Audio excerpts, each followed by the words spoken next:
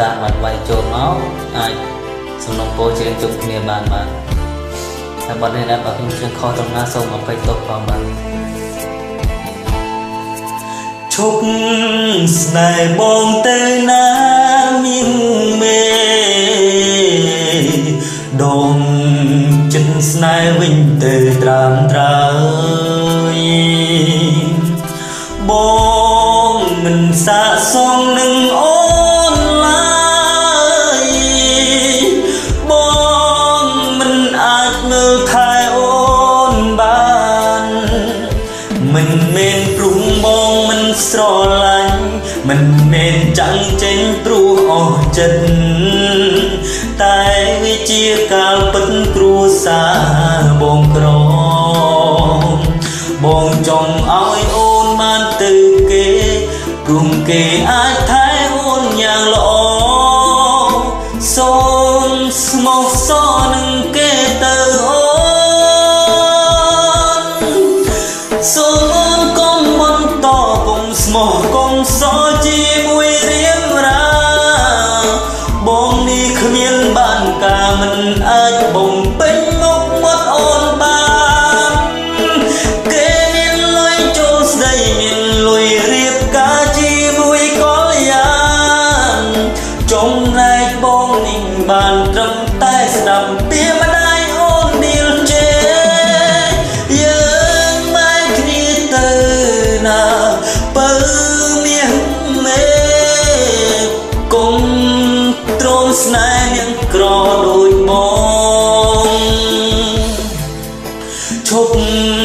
ស្នេហ៍បងទៅណាយើងមេដកចិនស្នេហ៍វិញទៅត្រានត្រើយបងមិនសាកសមនឹងអូនឡើ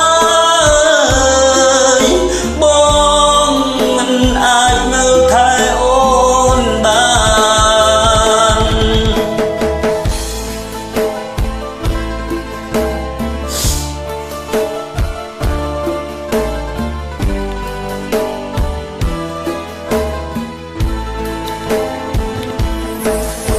សូមអូនកុំបន្តកុំស្មោះកុំសរជាមួយរៀងរា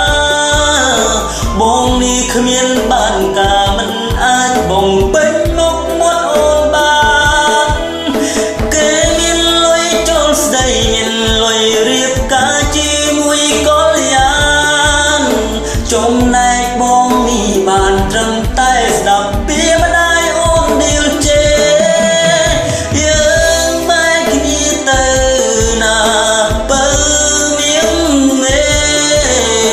កុំទ្រាំស្នេហ៍នឹងក្រដូចបងឈប់ស្នេហ៍បងទៅណានាងមេដកចិនស្នេហ៍វិញទៅត្រានត្រើយបងមិនសាកសមនឹងអូនឡើយបង